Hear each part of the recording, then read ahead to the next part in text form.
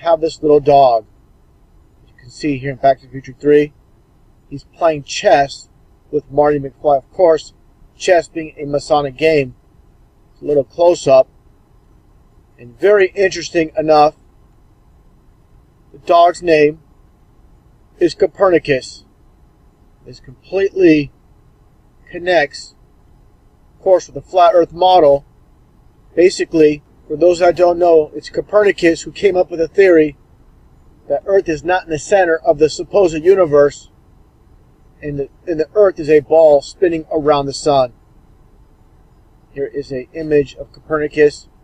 Of course, a Freemason. You see the compass. Just a little bit of a close-up. I'm going to play this short clip. This is basically the only scene out of all three movies that Copernicus is mentioned. But again, connection with the flat Earth and the ball Earth in the Back to the Future series. Let's take a listen to this clip. Again, this is the only scene where basically Copernicus is mentioned by name. Copernicus! Come on, boy! Okay. Copernicus! Copernicus, come on, come on! Come on!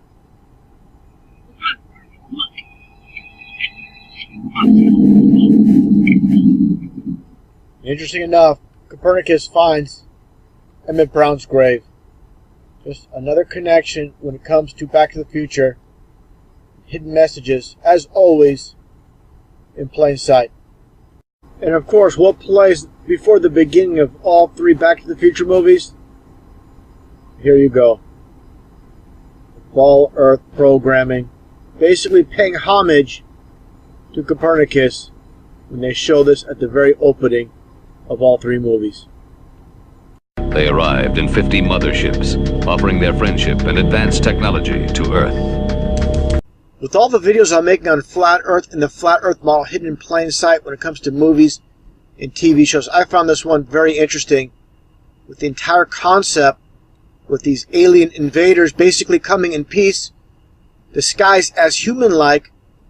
Underneath their disguise, they're nothing more than flesh-eating reptilians. Now, taking a look at this promo photo for the TV series, you see the Ball Earth program in the back, the two aliens as humans. And even more interesting is this image here. This is the supreme leader named Diana. This is her with her mask ripped off, a reptilian underneath. What do you see with her hand on it? This is basically the Flat Earth model. Taking a closer look. You see the four corners. You see the dome or the firmament above the flat Earth. You see the sun and the moon within the dome. And you see the circular motion within the dome, which represents the sun and the moon revolving around the flat Earth. Taking a closer look at this image here. More recent model of the flat Earth. Same exact representation. Bit wider, but you see again the sun and the moon within the firmament. This is how they love to do it. I find it very interesting. Again, a movie based on alien invaders in outer space, but at the same time they show a representation of the Flat Earth model, just again as a form of mockery.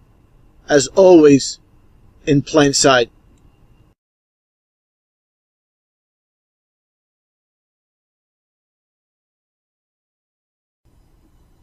And this again is truth in plain sight, with those that control Hollywood showing us the truth in these cartoons. This is how they do it. They love to put the truth in what seems to be ridiculous, such as cartoons, Illuminati card games, movies, commercials. This is how they do it. They love to mock us with truth with these ridiculous cartoons in this case. Take a watch. Steroid Santa Claus kicks and deals. It's a long fly ball going back, and the ball shatters the sky, bringing the ocean itself down into the stadium. Now do you understand how this matches up with the Bible verse in Genesis? The waters above. You people understand and get it, what's taking place here. This is biblical. And this is meant as mockery. When people watch this, They have no understanding what this is all about. Only because I feel like I feel like I'm in this dome and I'm protected. I feel like I'm in this dome and I'm protected. WrestleMania. Right now, let's take you to action in the squared circle that won't be simulated. He just said, let's take a look at action in the squared circle. And the squared circle, again, is a reference to the flat earth model.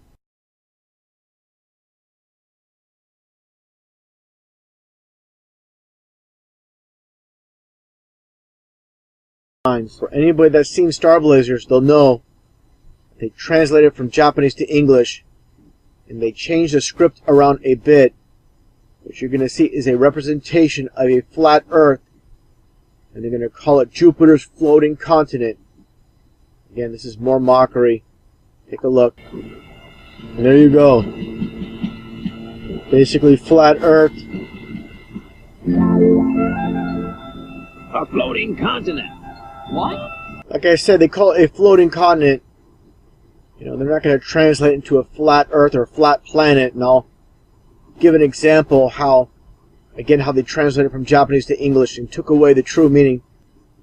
With this scene, I think it's pretty funny, where they show the kid with sushi, but they translate into chocolate cake. So, of course, kids, you know, in the U.S. back in the 80s, they're not going to understand what sushi is. Again, I find this pretty funny. Mom made this special for you. Oh, boy. Chocolate cake. We don't get anything like this at the Academy. Help yourself. Thanks.